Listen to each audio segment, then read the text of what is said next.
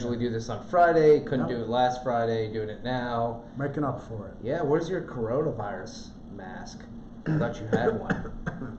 No, you're not sick, you're good. You're good. One of the few. That's right. It was going through. It went through here already, and we survived. So I think we're good from here on out. Lots of painkillers. So we're excited to have everybody. This is our show that we're talking all about spinning out a product from your existing business or creating a product. Yep. And we've been going through this series talking about, how you come up with great ideas, how you vet them, what the process is of planning your product. Yep. And today we're talking about what? We're talking about defining your model. So how do we pick the most efficient model for getting the product out there? We're going to look at a number of popular models for pricing. It's freemium versus true freemium versus subscription. Some of these have a lot of overlap. Yeah. Are you going to sell the data that you obtain and different models? Well, this is an important piece of figuring out what you want to do as a software company. Is how are we going to take our product to the market? And it ties into that idea of how are we going to generate revenue. And if you put the wrong model out there at the wrong time for the wrong audience, you can really lose traction and not really grow the product. If we've got a user base that is not going to go straight into a paid subscription before use, and that's what we put out there, and there's no free trial or freemium, or maybe the product's not the right fit for a free trial, we can really take that initial launch of our product and have a lot of problems in trying to grow it. So deciding your model really can be an important step in determining whether you're going to be successful or not. Yeah, and I think this will give, just working through this process and thinking about this will help you really crystallize, where's the revenue coming from? Yeah. Sometimes it's the user, sometimes that's only a part of it, sometimes it's the advertisers, right? And the users are more, in a free model, right? Like Facebook, for instance, many of the large platforms that are out there. We're going to get into some examples here in a bit, but who is your actual customer that's giving you those dollars that might be different from your users? Yep. And so there's different ways to go about it. It's not just one size fits all. At the end of the day, it has to be like we always talk about, is how do you develop a logical approach to figure this out? Yeah. Obviously in this process, we talk about personas, like who is the target audience. We talked about that in determining the features and even comparing the model or the product roadmap and all of those different things. But to determine the model, we really do have to think about our users and what the level of value of this is, what type of onboarding they're going to need, how they go through the buying cycle for this type of product. So there's a lot of logical steps you can sit down with, but the first is understanding that target customer. Yeah, for sure. Yeah, so let's talk about a couple of these models here. So what do we got? We've got freemium, which just for our audience, freemium means you have the ability to go in and use the software completely free, but there's typically levels that you can move up for paid. Yeah. So only so many features are unlocked. This is a very popular model. Companies like HubSpot use it, MailChimp, a lot of others, and freemium gives you that ability to really get people in because there's not a barrier to entry.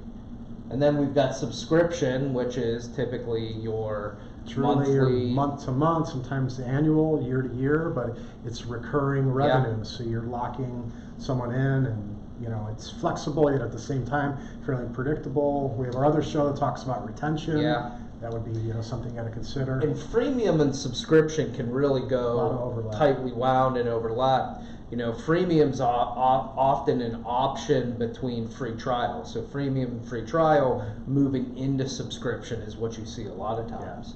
Aggregator, tell us about that. Yeah, so this is where basically, the services that you're putting other services, you're just bringing those services to the user. So you're not actually supplying the service, you're just taking your maybe infrastructure, your technology to put those things in front of somebody else. Yeah, so we'll talk some examples there. And then we all know the advertisement model. We know Facebook, and the internet was built off of that. One of the challenges today is that there's so much of it, and can you really make the revenue that you need through advertisement?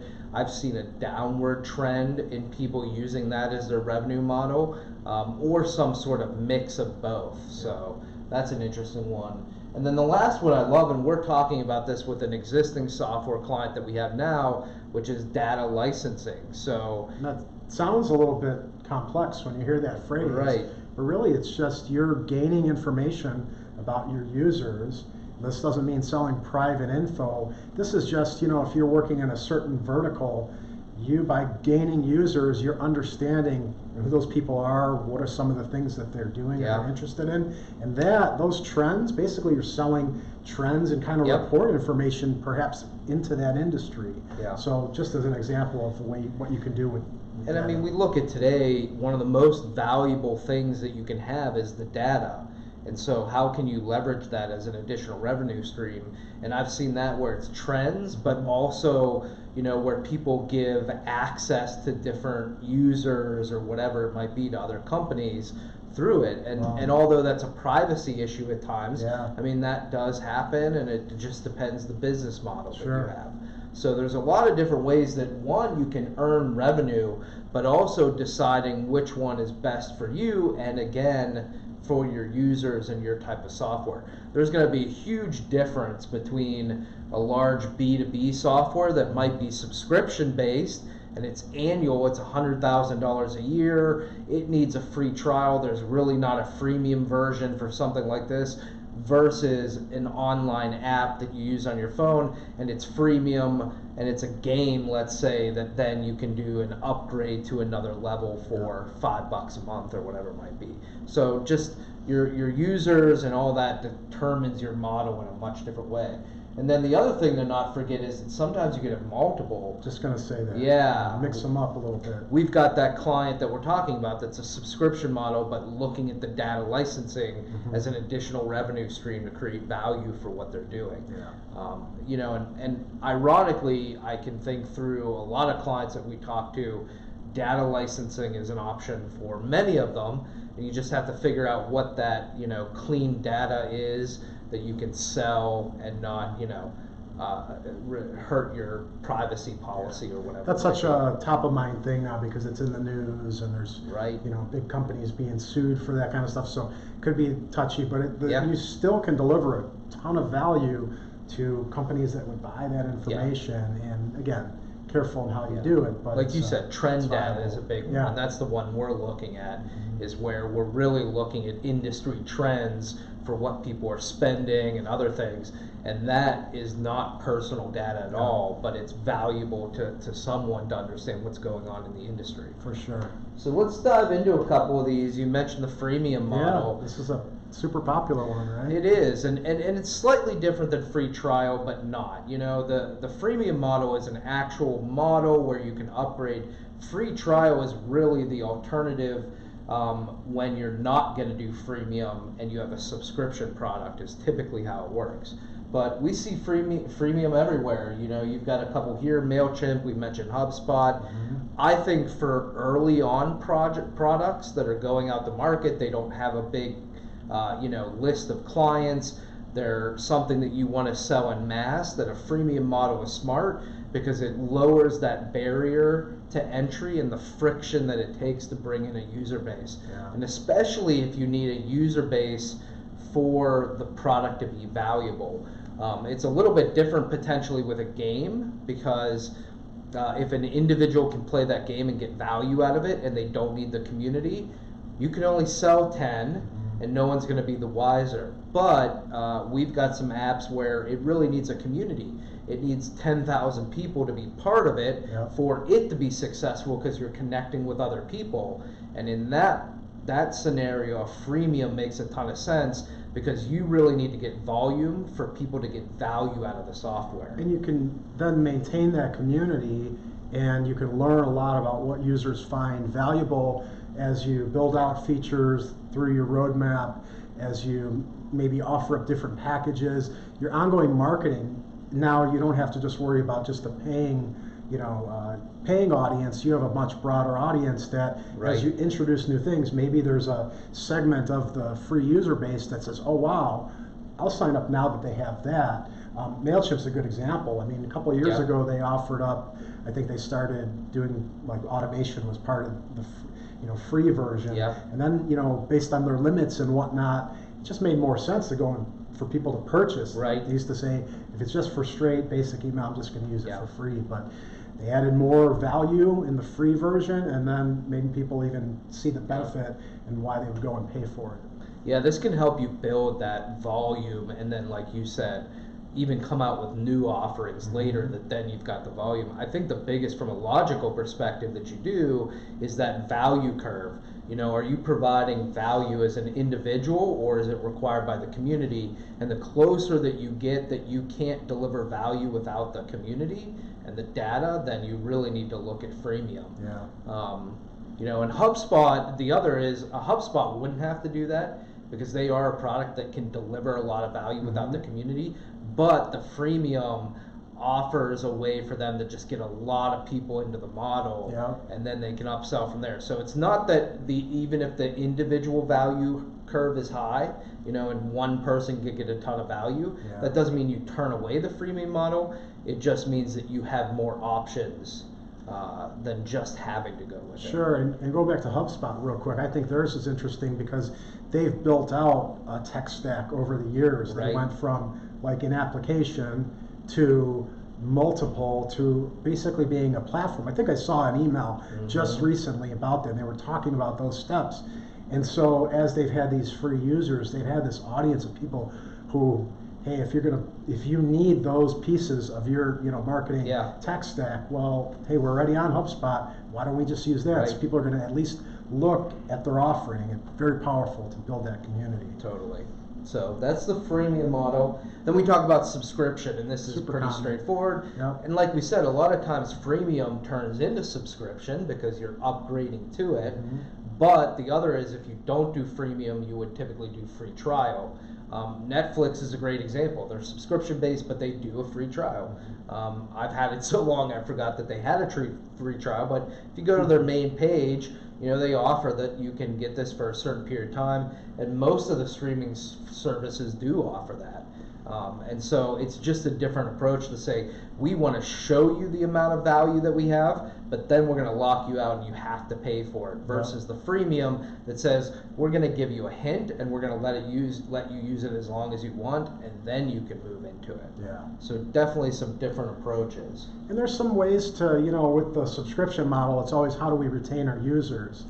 And, Dollar Shave Club, I included this because I'm a member. I've been a member for years now.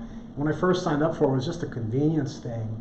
And I think we talked in one of our last shows, maybe it was even on the other one, about building the anticipation. So every month I'm going to get from them, well, I need razors, right? So I like not having to go out and get them. They're just going to come to me.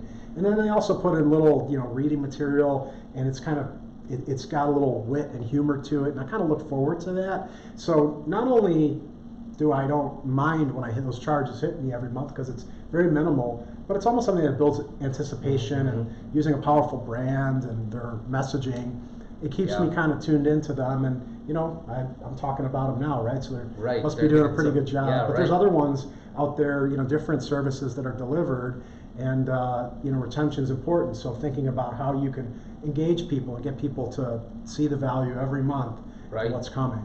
Yeah, I think the only thing is, like we talked about with the freemium, is that with subscription, if you are trying to build a huge community and you have a 15 or 30-day free trial, the only issue is that, you may get 100 people into a free trial, but only, you get that curve that only 2 or 3% go into a paid. But if you need a community for it to be successful, let's say a dating site or Facebook is a great example. Anything that's a community like that, Snapchat, all these social platforms, doing that free trial and only 2% turning into active users, then when new users sign up and that community is not as active, it's a real turnoff. And so that's why, again, when you're looking at these social media or social community type softwares, the freemium is almost something that you really have to do at the end of the day. Yeah, if I'm a user on one of those platforms and I decide to upgrade and pay, right? And if the value that I'm getting is engaging with the community, and that first day of my paid, subscription, 98% of my friends disappear, then right, like how do you retain that? It becomes very difficult. I mean, they just then become another casualty of this is something that doesn't, and you don't retain people. So definitely something to look out for. Then you said the aggregator model. So tell us a little bit about that. So good examples are Uber, Airbnb. So these companies don't actually, Uber doesn't have a fleet of cars, right? They don't, they don't have to go and purchase subscription or anything like that. It's use on demand, and the service they're providing is consumer requests the car, and they're lining them up with that service. Same thing, Airbnb. Need to find somewhere to stay. They're a payment gateway and a service provider from connecting people. Yeah, so it offers to the drivers or the people that have homes that they want to rent out a simple way for them to do that, and they can make some money doing that, and for the users, simple way to find something of value. So those two have used it to really differentiate from traditional methods of hailing a cab or just a typical hotel. The interesting thing with something like this, though, I think of is same with the subscription model and with the community pieces. Uber actually does need a community. And so the one thing that you see with a company like Uber that has an aggregate model but needs a community is that they have to spend a boatload of capital in a focused area. And people don't typically remember this, but when Uber started, they were only in certain cities, and they were raising a ton of capital to go in there and create the community before any of this happened, because the only way they made money, they couldn't do a free trial or a freemium, and so they really had to find drivers and convince them ahead of time. They probably had to put their own fleet out there a little bit under the radar, and then offer probably a lot of free rides or discounts, and so it took a lot of capital to probably make the aggregate model because it required a community, and then once they grew some scale, that changes a little bit, but I'm sure they still deal with the same thing when they go into new markets where they don't have a lot of penetration. That is a challenge, and they have to spend capital to build that community. Yeah, that's a great point. It's a beautiful model, and we see it working, and it looks so simple, but building that critical mass, that's the challenge. If you can get there, then great. So if you're a new app that's doing something like this, the expectation that right out of the gate it's just going to work probably isn't realistic, and you really have to think about raising the right amount of capital, probably go out to the marketplace and build the community. And we've seen a couple clients like this as well, where it's been that model, and that can be a real challenge. So it's a good one. Then we talk about the advertising model. This is the one that everybody knows, right? Everybody knows this. YouTube's based off of it at the end of the day. Facebook, LinkedIn. And it's not that, Facebook ended up adding a lot of other services on. YouTube has paid services outside of, advertising. LinkedIn definitely does. But man, did those platforms, Google, YouTube, all of them built their businesses off of the advertising. I was going to say Google, and for everything that Google does, and as huge as Google is as a company, they still make by far the lion's share of their money just on those ads in search. It's like $112 billion a year. It's crazy, or something just like that. For all the services that they now offer. And ads are still what drive that whole company. It's pretty phenomenal. And this is a similar one, kind of like a community, because you have a couple options when you're looking at the ad model, is that you can leverage a third-party ad service and put that on your site, but you're really giving away a huge chunk of the revenue that you're going to make because you have to pay the company that's bringing that. Again, they're really an aggregator. Google is a great example of that. Is not only do they have ads, but they're an aggregator too, because they're putting ads on other people's websites and they're acting in between, so they're an aggregator in that way. But if you want to offer and make the most revenue and put your own ad system, you need to build that community, because you can't sell ads if no one's showing up to the site. You got to display somewhere, and vice versa. And so it's really interesting how you go about the advertising model, and again, you really have to create a ton of value And Google, in a way, did that, is that they created a search engine and they got a lot of people to it. And they started out with the search engine. The advertising didn't come till a little bit later. So they, again, kind of like the Uber model, I bet people, because it's so long ago, don't realize the cash and capital required in the beginning to create and put the free product out there, start getting some traction with, you know, people visiting on a regular basis, then they were able to build the advertising model in. And so we look at this stuff like YouTube and Google and Facebook at the back end of it, and you think that advertising model is easy, but probably what you don't know, if you would go back and talk to those people in the first year or 2 years of their model, I bet, you know, it took a lot of cash for certain of those companies that we look at pretty big. So it's interesting. Getting those users, no matter what you're doing, that's difficult. So I think something that's smart is, and it could tie into any of these, is how do you create those kind of strategic alliances where you can leverage other, you know, companies that have communities that you're, you know, something that you tie in, you're complementary or supplemental to them, and to start to grow, you gotta leverage different. Well, that hits into, you know, future episodes and stuff. Is really strategic model is. You know, it's great to understand your model, but then, how are you going to take that to the marketplace and get traction? And I think your point is great, is sometimes it's, you know, a mix of marketing, you know, it's partnerships. It can be where it's more bootstrapping and you're just trying to grassroots build it versus you're raising capital and going out there and really doing it. I think the biggest is for people to realize, if they haven't built a product yet, I mean, this isn't stuff that just happens overnight. You don't just launch a product and it's successful. You got to pick the right model. You know, you've got to build the model out in one way or another. You've got to do all that marketing, the stuff we're going to be talking about after this. It's really not a field of dreams. I was just going to say, there is no field of dreams. Doesn't exist, right? And we've used that analogy a ton of times with clients.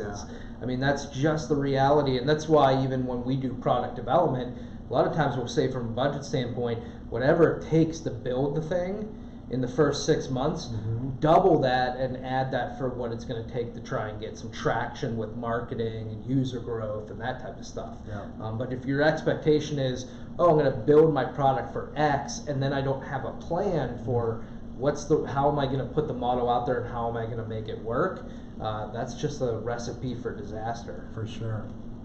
And then really our last model that we were talking about was data licensing and data selling model. And I think this one's really interesting, is, you know, we deal with companies that have subscription models, but they're pulling in data from across the country on, you know, maybe how much people are spending in a certain area or what they're using somewhere.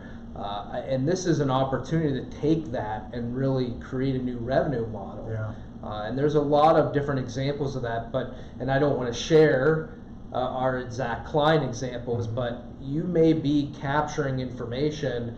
If you've got an app that maybe, I'm thinking, has to do with people going through airports, maybe you're getting data on how many people have certain devices within airports and how many people were able to connect to Wi-Fi because you need to be in those areas. Or we've got another one that's in the business space related to insurance, and there's data that you can sell there to understand what's being done. So there's a lot of interesting examples that you can take trend information.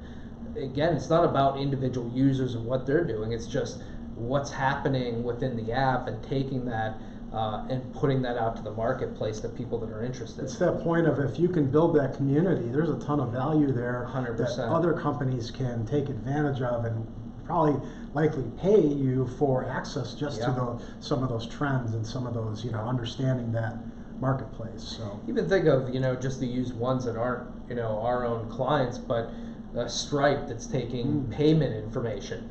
You know, there are people that probably want to know in different cities, states, countries, what people are spending on a regular basis through online. You know, what the fees are, what types of credit cards are being used.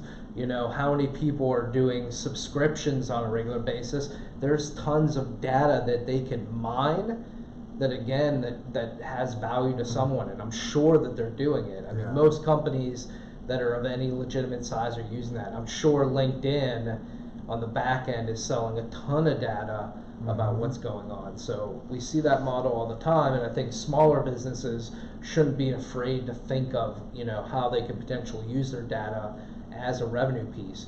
And that's actually why a lot of the freemium companies exist that are completely free and don't even have advertising, because what's happening is that's when the too good to be true thing is too good to be true, because on the back end they're selling data. Yeah, well, what's the saying? It's something like, if you're not paying for it, you're the product. Yeah, exactly. That's the case, right? So these are some interesting models. I think the summary at the end of the day is, if you're starting out, and even if you have already tried to figure out a model, it doesn't mean that you shouldn't rethink it and change it. I've seen companies change their models 5 times in the first year, and not just the model, but the pricing. And so this is something that's worth taking a look at, because if you're not getting the traction that you need, this could be one of the hindrances, is you haven't picked the right model, and then based on the model, what the strategy is to actually get that to take hold and be marketed correctly. Yeah, and also when looking at the models, don't think you just have to commit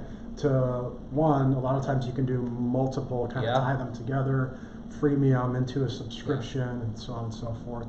Sell data on the back end, so there's a lot that could be done. I think there's so many options nowadays with the technology that's available that it's kind of mind-boggling the different ways that you can create something new. Exactly. So good. Check out our past episodes on Spinout. Get up to date on everything that we've been talking about. We've got one coming up that's really looking at bootstrap versus raising capital. Yeah. Really, we kind of touched on that here. And we talk about that with our clients all the time. Is it something that you're trying to build out of your own cash and resources, or are you going out to the marketplace and trying to bring in cash? I've definitely got a lot of opinions about it. I know we've talked about it being a very personal decision in a lot of ways. So excited to talk about that next week or at the end of this week, and it should be good. Awesome. Well, thank you guys for joining. We will see you next time. Take care.